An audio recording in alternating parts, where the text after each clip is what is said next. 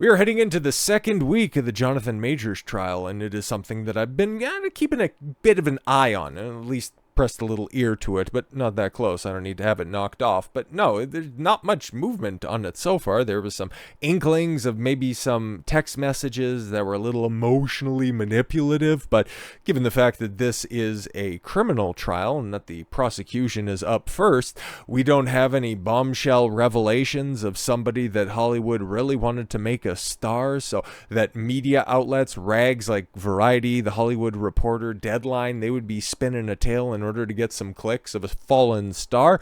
Well, given the lack of attention to this, it also lets me know that this guy is probably going to be found innocent. I don't know anything, though. All I've seen is just some sheer allusions to some manipulative texts, but that does not make an abuser at the end of the day. You're going to have to prove, unlike several other trials and several other court cases that have been used to try to secure a bag. This is a criminal boy, okay? So the prosecution has to go ahead and prove beyond a reasonable doubt. None of this preponderance of the evidence crap. They're going to have to prove that Jonathan Majors put hands on his ex-girl beyond a shadow of a doubt. Can they do it? Well, let's take a look at some of the evidence. Jonathan Majors' trial. More witnesses testify as trial enters the second week. More witnesses took the stand on Monday as the trial for Jonathan Majors' alleged assault entered its second week. Majors' ex-girlfriend, Grace Jabbari, has alleged that Majors assaulted her in the backseat of a car on March 25th. Yo, this was all the way back in March. Holy, I thought it was later in the year than that, but okay. Jabbari testified last week that she saw a text message on Major's phone. Oh, she saw. Okay, so it would be hearsay, kind of, sort of, but I seen it on there from another woman that read, "I wish I was kissing you right now." Well, he's kind of a movie star, and he was like, he was popping like that, so of course there were going to be some chicks, and well, she freaked out, right? "I wish I was kissing you right now," she said, that she took the phone out of his hands to see who sent the message, and he forcefully retrieved it. Yeah, you tried to steal something. And then he's like, don't try that with a professional. Jokes, folks. Wish he had better frame control than that, but oh well, it is what it is. She said this caused bruising, swelling, and excruciating pain, and she had a swollen finger and a cut behind her ear. Oh, what the hell? Okay, he tried to retrieve a phone, and you got all of those injuries? That's I could foresee a situation like that, but that seems like quite a leap. After the incident in the car, Jabbari exited and met with 3 strangers on the street. She told them about what happened with the Majors, and they consoled her outside. After talking, the 3 people then invited Jabbari to a birthday party at Lucy's nightclub in Manhattan. I was in excruciating pain, but if you guys are going to be going out for drinks, I just might as well tag along. Jabbari said she accompanied them because she didn't want to be alone. Unbelievable. So you steal a guy's phone. Okay, he tries to get it back from you, and you're trying to spin a tale like this? Not alleging that, he hit her or anything like that. He was just forceful in his retrieval efforts? The fuck? Okay. At the party, Jabbari danced with her new friends. Yeah, and that's another thing. Okay, she just randomly met some people. They were heading to the bar. She was hysterical. She was theoretically bleeding from being cut behind the ear and abrased about the face. Is that how far we can go on this one? And they're, instead of going, "Oh my God, do you want to go to the hospital? Do you need some help or anything like that?" And she's like, "No, you guys want to party?" I'm a little skeptical, and I hope the defense pointed that out for the jury. So yes, she was out with her new friends, took 1 or 2 tequila shots, which, if we can go ahead and translate the womanese on that one, is somewhere in, on, and around a half dozen shots she had over the course of the night, and bought a bottle of champagne with Majors' credit card. Oh, okay, cool. So you're admitting to assault and now theft. Fantastic. Good for you. I was upset about the cheating. After you think you saw a text message on this. Yo, man. Okay, this is so wild. This is a situation that you are also likely to find yourself in if you aren't upfront and honest with what you're doing. But no, at the same time, this is also a situation where, okay, she thought she's seen something. So this might not have even happened, or she's not even honest about what was. Yo, this is wild. You just really, man, okay, you just have to know which chicks that you can go ahead and trust and take seriously, because if she's going to fly off the handle like that, have the audacity to grab your phone right out of your hand based on something she thinks that she saw, you have to be able to spot those tells, because those are the types of chicks that are going to land you in this such situation. Because I know that there's somebody that's out there listening to this that has such a bombastic chick that would more than likely try that, not just even in the privacy of a taxi or something like that, where it's just simply you two and the driver. No. She'll do that in public. She'll do that in the grocery store if she doesn't like what she may or may not have seen on your phone. And what's the repercussions? What's the repercussions on her? She can just go ahead and spin a tale in court.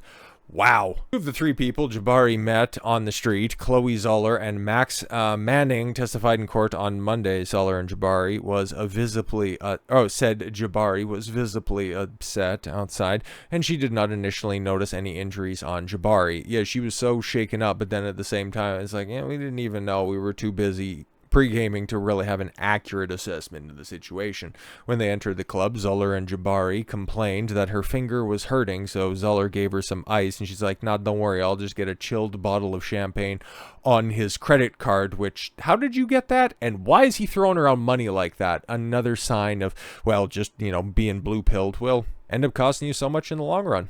But yes, gave her some ice from a drink bucket. So they're getting a section. They're getting a section at this bar, okay? Or at least they're getting bottle service. With somebody that they just met, I don't believe this at all. I think that there's a lot more to this story.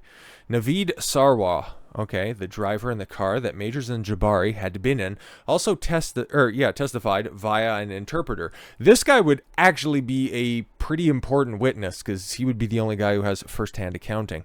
He said that that he had been hired as a Majors' private driver for the day and had driven him and Jabbari to the Brooklyn Academy of Music and then to the restaurant for dinner. He said the couple seemed good earlier in the day until Jabbar noticed the text message on, well, it should be Jabbari, right? Okay, on Majors' phone in the evening. So everything's all fine and dandy, okay?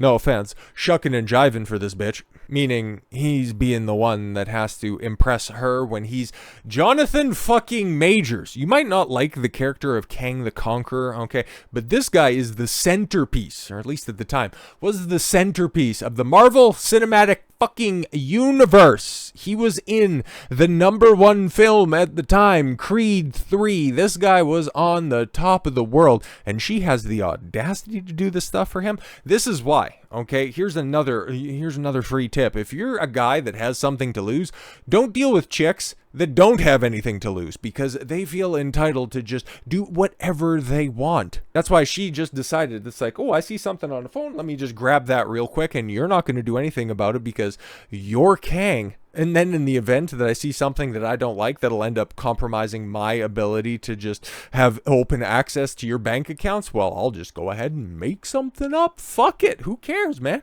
He said, the couple seemed good until Jabbari noticed the text message on Majors' phone in the evening. Sarwat testified that Jabbari became angry and she and Majors started arguing. Okay, they started arguing. I was feeling something was going on in the back seat. You would think if somebody was getting beat about the head, they would be making a little bit more than just scuffle noises.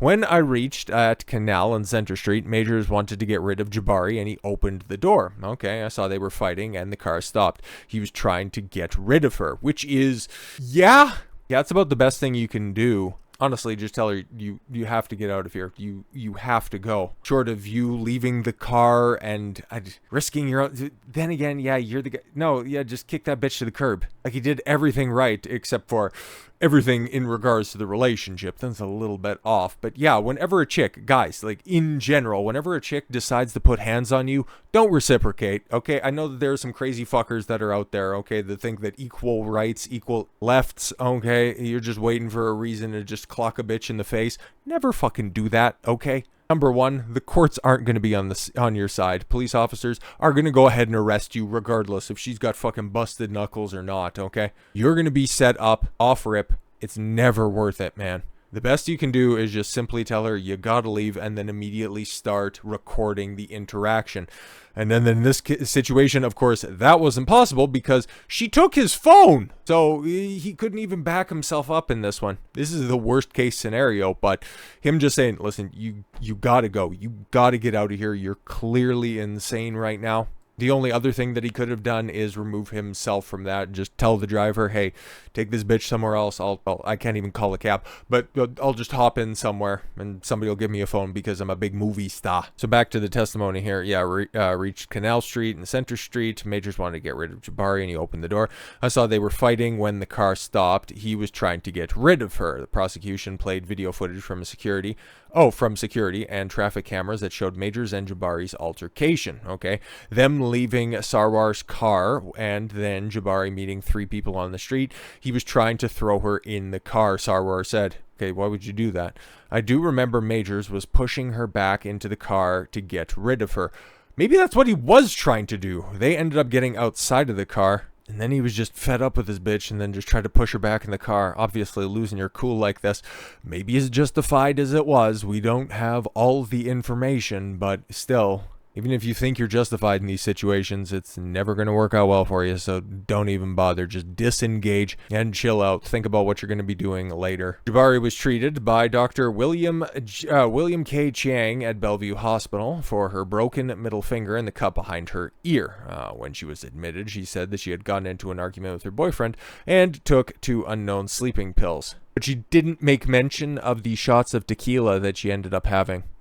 Very interesting. That's why I just said at the beginning, it's very likely that the 1 or 2 shots and the bottle of champagne, it's far more than that. She was also taking drugs. So I took sleeping pills, I don't know why, which is probably code for something that you may or may not take it, the clubs that you're not all that familiar with in pill form.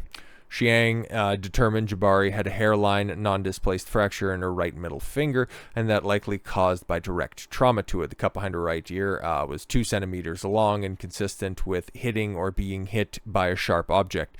The edge of the car, keys, a seatbelt, something like that. Jabbari was also treated psychiatrically and was cleared of any concern of self-oof or severe depression. Interesting. So she was of sound mind and body, huh?